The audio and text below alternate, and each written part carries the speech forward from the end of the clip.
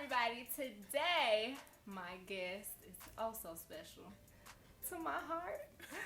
I've known her for a very long time, and I'm excited to talk to her today and share with you all, her brand. And I'm just so proud of you and everything you're doing. But okay, go ahead and introduce yourself. So my name is Sophia. I'm the owner of Besida. It's a women's Afrocentric brand, all made in Nigeria. Tell me about your brand. How did you start? Oh my gosh, ooh, that just hit me. How did I start? Because it's so long ago. So like I said, all made in Nigeria. Besida started it. I guess it was, for me, it was not being able to find enough like pieces here in America that represent my culture, my identity, and my blackness. Right. So I went back to Nigeria just for a vacation after college, and I was like, let me figure out how to piece together my passion for fashion, the need for this type of clothing with the talented workforce there. And 15, and I just kicked off the brand. And since then, I left my full-time job, to really pursue it. What were you doing at first? So I'm a broadcast journalist by trade. Love that. I still love it. I still want to do the news. However, this required my full attention. And with news, you cannot give anything else a full attention. It has to be that. So 2016 is when I took that leap of faith. And I needed God the whole time because it was not easy, and it still is not. But gradually I started seeing a lot of growth. In 2018, we opened our own factory in Nigeria where everything is made. So everything, I don't have to contract a shop to make my stuff anymore. It's all made in-house. And that's just really helped the brand since then. Okay. So what was that moment like when you decided to take that leap of faith? Like, what happened? So for me, I think I was excited to do it just because I loved what I was doing so much, and I had a lot of hype around it too. Like when people would see the stuff, they would love it. So it wasn't like the business was doing so well that I could financially make that decision. No, it was because I just felt like I had to do it. My contract was ending at my job, and they wanted me to renew, or I would have to go to another station. So I was like, I can't sign on for another 2 years, with another station. So I had to make a decision, and it was literally jumping into it. And it was, I don't recommend people do that.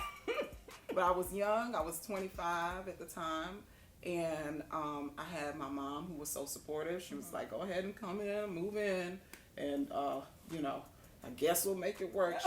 She did not like that decision that I made. But you know what? At the end of the day, I don't think I would have made another decision. I needed to do that in order to grow it to the point that it's gotten. That is awesome. So you have a factory in Nigeria. So Yes. how hands-on are you? I'm not as hands-on as I used to be. And that is actually why I opened the factory, because I want to focus more on the business side of things here while they focus on the creative. So I have an awesome manager. She's hands-on. And we have a team of 5 there in the factory. And then several contract workers as well. So I just call up, tell them what I need to tell them. Sometimes I don't even speak to them for 2 weeks.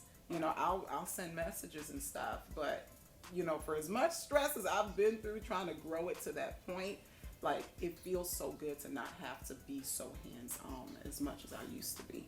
Okay. So do you come up with the designs yourself, or do you have a team? Does your team help you with the designs, or? So I come up with the designs myself, and they create it. And they're so talented, and most of the time it's usually designs that we've had over time, and we're changing the prints. Okay. So it's like, if it's this jacket that you're wearing, for example, we're making it gray instead of black. And it still does well amongst our audience. Okay.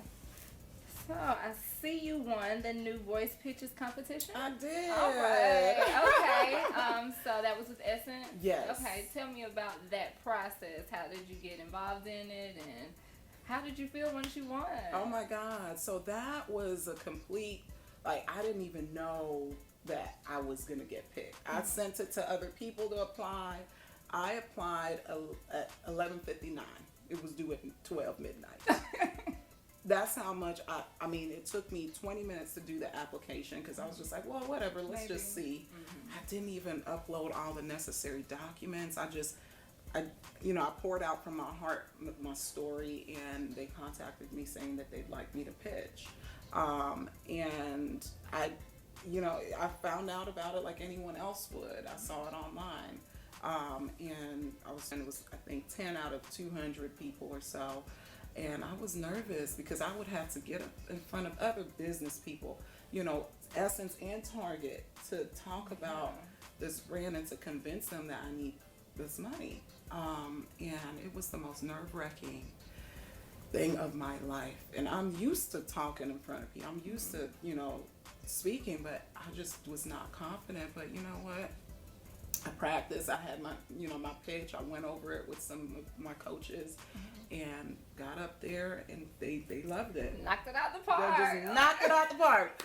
I didn't win the grand prize of $25,000, but what'd you win? $5,000. Okay, that's great, that's especially for something that I wanted. I wanted to target it to a specific product that I have, push that product. So we're gonna be not relaunching that product, but we're going to be putting more effort with that money that I won to just showing off the product more to bigger audiences. What type of apparel do you sell? So it's mainly African prints. Okay. It's a very, like I said, I had a hard time. I struggled finding prints or colors or items that I could identify with.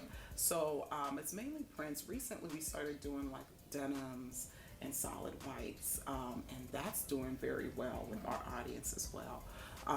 But it's flashy, cute. Yes. What I'm wearing now, dresses. do the head wraps with it.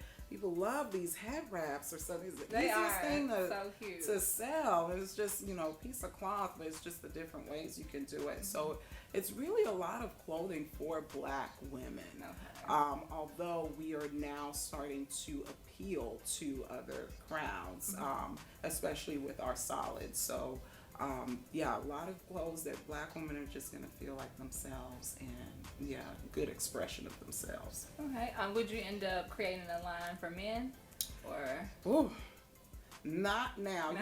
When people used to ask me that, I say yes. Wait for it next year. Men's clothes, that's a whole different ballgame. And it's just right now, seeing that I'm focused on the business side of things, I want to make sure that I'm able to promote what we already have right now to the best of my abilities. And then, bring on, whether if it's men's or kids or accessories. But right now, it's just for the next 3 years, I just see it being women only. Yes. And I definitely love your dress. Thank that you. Is so cute. It's got pockets. Okay, pockets. How was your event? It was, the event turned out well. There were always with events, there are always going to be obstacles. But I started doing these events because I noticed a lot of women wanted to touch and feel the clothes. And online is nice and everything, but people still crave for experiences. And I love throwing events, so I said, okay, why not match the two, my love for events and fashion. So it's always more than just clothes. Like, women will spend more time in the space. Average lady's gonna spend like 45 minutes. And this is outside of just picking out the clothes. We'll have wine, we'll have a head wrap hut where you can sit down, get somebody to teach you how to tie your head wraps. I'll have waist beads, jewelry, you like that. I'll bring in different vendors. So it's always a good time, more than just shopping. It's just overall, like, the music is, the Afro beats are going. Sometimes we'll have a DJ, people start dancing. Yeah. So that is my favorite part of the business, and I enjoy doing it. So that's the event was what it turned out. It turned out pretty well. That's it did. good. It did. Do you have any other ones coming up that you're planning? Yeah, so I have like a trunk show actually in Macon coming up in a few weeks. And then I'll be releasing the summer tour dates very soon. So you just gotta stay tuned for that. We're gonna get it first. Of You're course.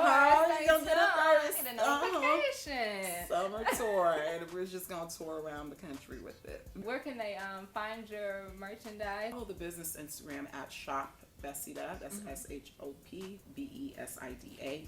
And it's shopbesida.com to shop the brand and join our mailing list. Join the mailing list so y'all can get them tour dates. Yes, yes, you definitely want to be in on those tour dates.